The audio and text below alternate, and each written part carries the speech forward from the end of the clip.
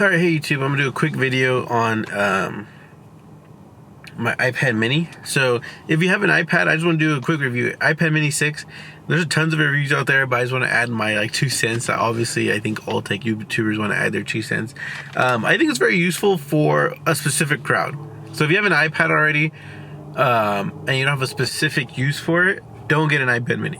The battery life is terrible. It doesn't provide any better performance than the other iPads that are out there. It's just a smaller footprint. So sometimes you need a smaller iPad. One way or one example I use it for is if I'm parked or charging, sometimes I'll have it in front of my instrument cluster and I'll watch movies or videos, nothing that my phone couldn't do, but it is a bigger screen, so it does provide a little bit more comfort, I guess you could say, more viewing comfort to watch it on there. But I've come to realize that my iPad or my laptop offers the same experience or a better experience than my iPad mini. But the primary reason I bought it is because I got this case from Alibaba.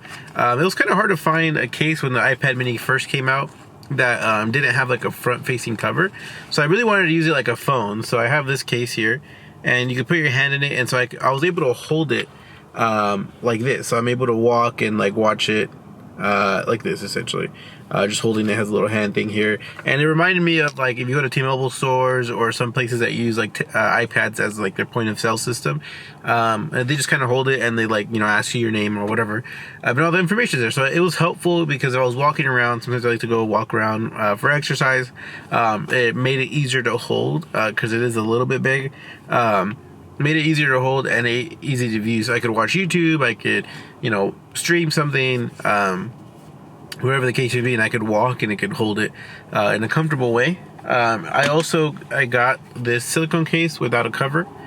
So there's a lot of silicone cases similar to this, Apple sells, but it has that front facing cover, and also Apple sells it for a lot more. So I got both these cases on Alibaba. This is just a green colored silicone case, doesn't have a front. Which is actually a little difficult to find. It also has an Apple Pencil kind of cut there if you want to use Apple Pencil. I would never use an Apple Pencil with this because it's really small. But whoever, I'm sure there's someone out there that might find that useful.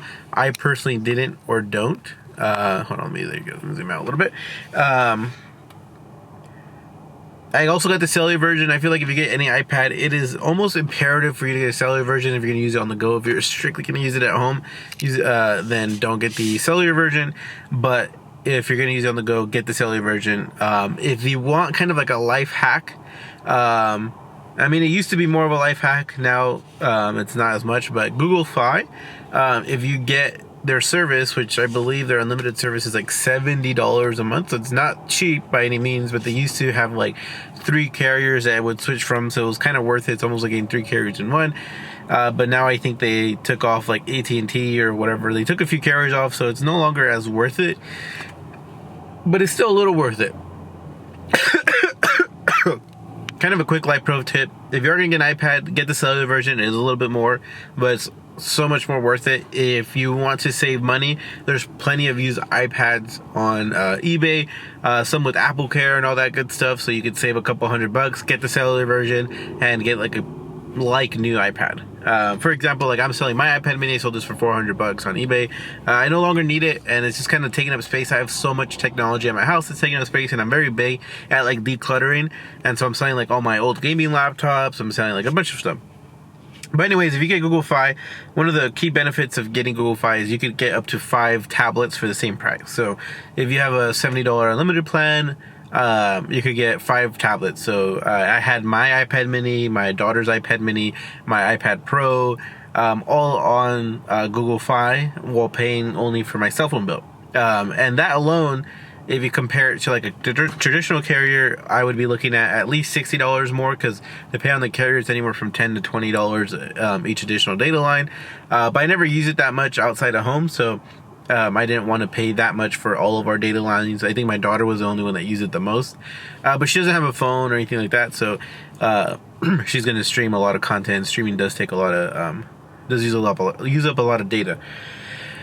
And some people always say oh, well, you could always hotspot off your phone if you're going to use your iPad outside of your house. But depending on how long you're out and whether or not you have a charger, that would be a key reason as to why you might not want to use your phone as a hotspot. Hotspot does drain your phone's battery a lot, and I've always not been a fan of that because I want to be able to use my phone. And for example, if you're streaming like hours and hours of Netflix, you're gonna run out your battery on your iPad, and at the same time, because you're using hotspot, you're running out the battery of your iPhone or whatever phone you have as well.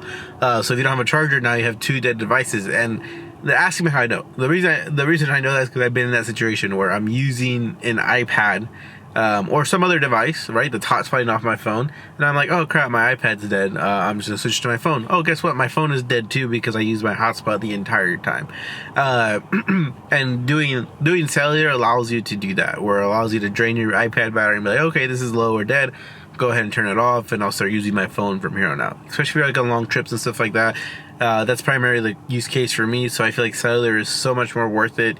It provides that kind of additional functionality and also just freedom to be able to use it without having to be like, let me turn on my hotspot, let me do this, let me do that, let me ravage for my phone. Or even if you don't have your phone, maybe you decided to take a walk and you left your phone at home, your iPad has that cellular connectivity, so you can still watch content, all that good stuff. When I first got this case, this one here, it also acts like a kickstand with the back thing here. So let me do that real quick. So acts as a kickstand, and the way I would use this originally, the reason why I bought it, and it might sound very like first world problem-ish, but I would take it for me when I worked out. So when I would go to the treadmill, I would spend maybe an hour, 2 hours walking on the treadmill. So I'd watch like my favorite shows, and I was like, you know what, if I could watch my favorite shows and go on the treadmill, it's like a win-win, right? I get to watch entertainment. I don't have to make an excuse that, oh, I wanted to watch a show, that's why I didn't go work out, whatever the case would be. So it helped me not make those excuses. I put this on the treadmill and I would just watch it, and it was really small, so I was able to carry it. I would actually be able to fit this in my pocket as well, but I was able to carry it with my hand with the handheld thing as well, so it wouldn't be uncomfortable to hold. I tried taking my iPad Pro, the 12.9 inch, and that was just too big. So being able to take a smaller form factor really helped, and then the cellular helped because there was no Wi-Fi connectivity. Which is weird because at the gym where I live was a luxury community. There's supposed to be Wi-Fi, but it just didn't work. So it was good to have that cellular connectivity. I was able to take it everywhere on the go, but now I don't need it. And then this case has like the little MagSafe thing connector on the back, and what I would use is different MagSafe accessories in the car, like car mounted accessories, and I could just mount it somewhere, and I could use it as like GPS. It's kind of like a bigger phone, so I could use it as a GPS.